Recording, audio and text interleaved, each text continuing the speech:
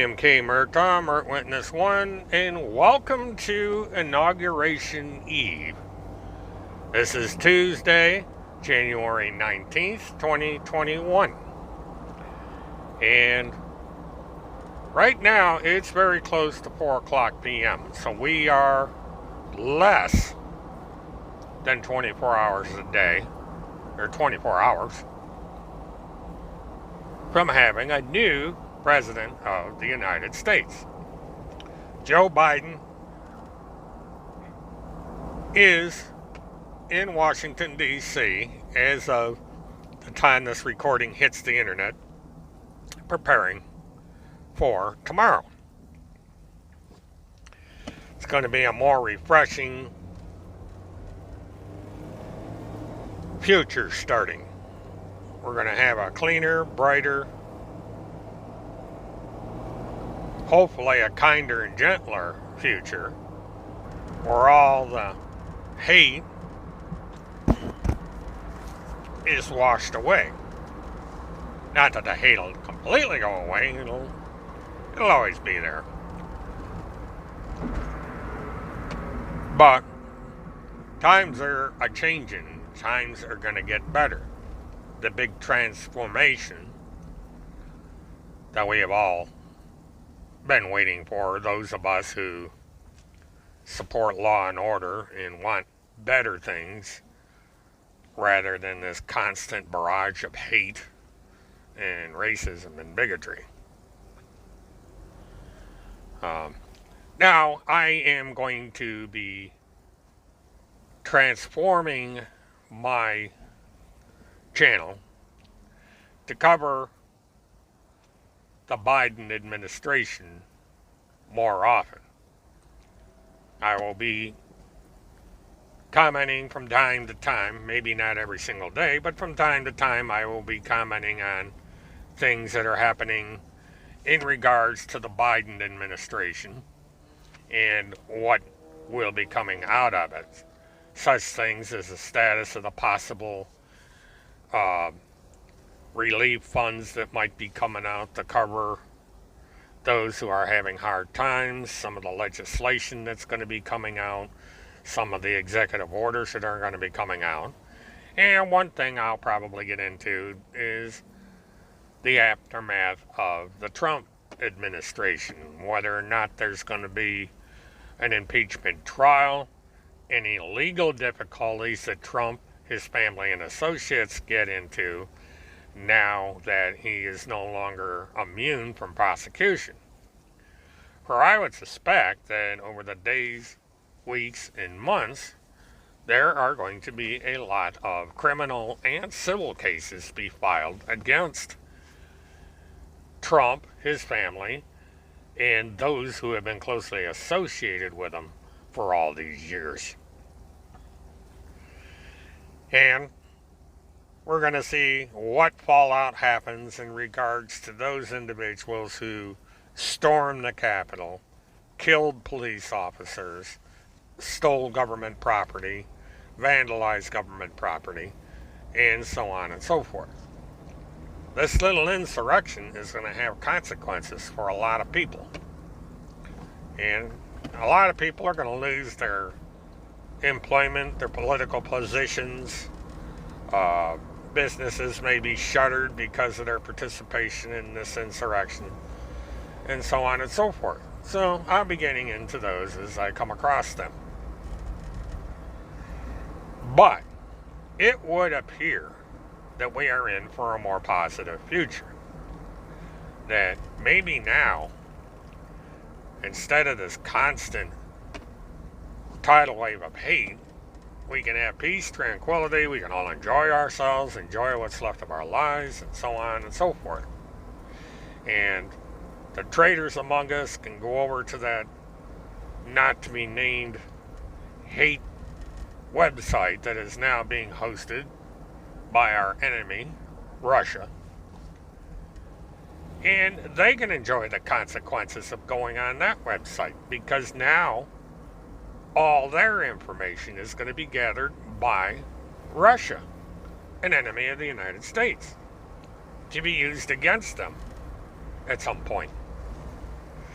So anyone that goes over to that particular website is risking quite a bit. And I don't think they realize it yet. I think they're going to find out the hard way that migrating over to that particular website wasn't such a bright idea. You know, as United States citizens, we have protections when it comes to what happens to our information on the internet. Not so when you're going to a website that's hosted by a foreign power, especially a foreign power that is an enemy of the United States. So these people that are going over to a Russia-backed website thinking that they are patriots are actually contributing to their own personal downfall. But, you know, stupid is. I mean, people are stupid enough to get involved with QAnon and the Promise Keepers and all these other weirdo groups that have popped up over the years based on hate. Hate comes at a heavy price. Hate's not as popular as people think it is. It's an easy thing to do, but eventually it takes its toll. You know, it takes a lot of work to hate. You really got to work at it. May come easy, but there's a lot of work. Especially when you're trying to get people to join with you in your hate. Because haters not only hate other people, they hate their allies. Because they're generally selfish people. They only want for themselves. They don't care about anybody but themselves. They may pretend, but in reality, they're just venting their own frustrations and, you know, spreading the cancer of their hate to others. And they seek out others who have the same troubled backgrounds that causes them to hate in the first place. But all that changes at noon on January 20th. A new administration goes into place, and the transformation that is going to continue to happen is going to move forward at an accelerated pace. Because people are ready to hit the ground running with these changes. They are ready to get to work, quit fooling around, and go forward. And to provide to people what they deserve and the help that they need, whether they realize it or want it, they're going to get it. They're going to get the opportunities that they have missed out on for the past 4 years. They're going to have their hardships relieved to a great extent.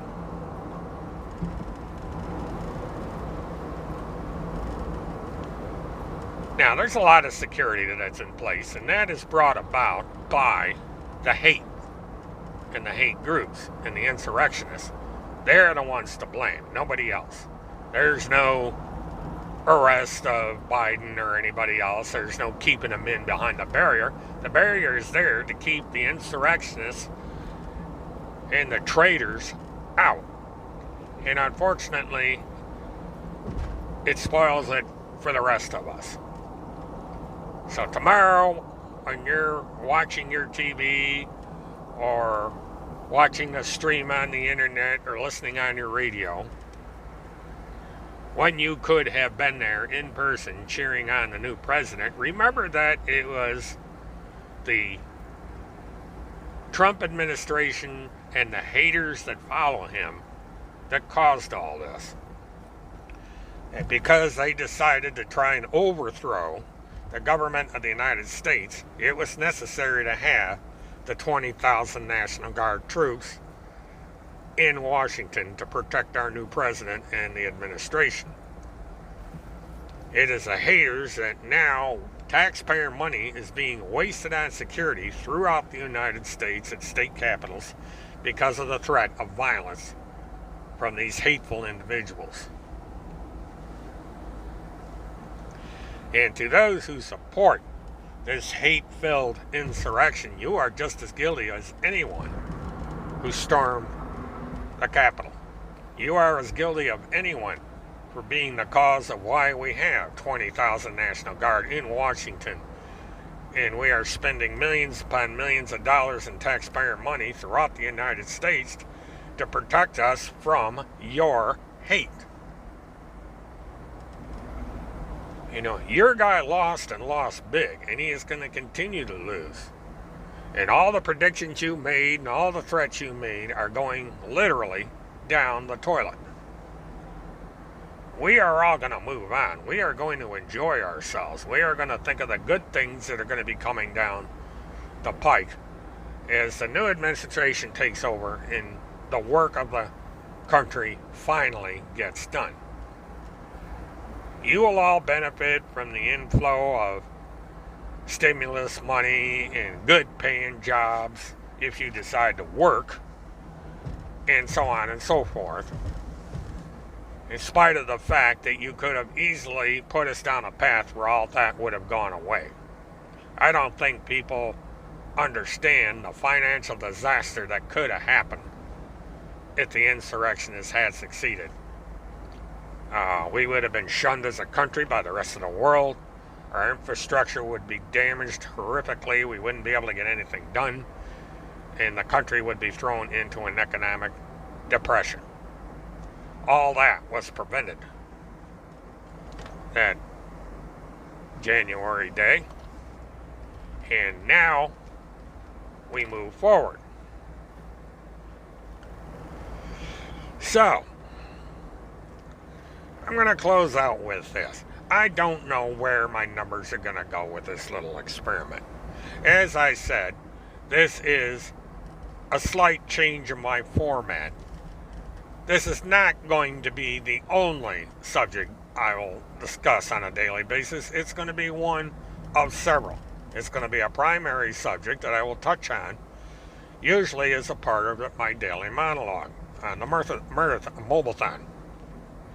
But I no longer have an interest to discuss at any great length the scammers that got this channel to the point it is to begin with. They are irrelevant. They are in the past. They have been pushed into oblivion by their own actions. So there's no point to even bother with them. Only those like Field McConnell who are undergoing criminal trials need to be discussed, or Cynthia Absug, who is a victim to some respects because she listened to horrifically bad advice from these people, or Neely Blanchard, who put her faith in someone that she should not have and in the end killed him because of his betrayal of her. You know, those subjects will continue to be covered. But the conspiracy theorist from Minnesota, not so much. He is missing and presumed dead. There was a recent post where they may have admitted that he is dead. But it's an insignificant turn of events. It's a nothing. It's just one more of these idiots that have been shoved into insecurity by their broken promises and their lies, and with the damage that they attempted to do to others. People have woken up, they've said enough, they're leaving.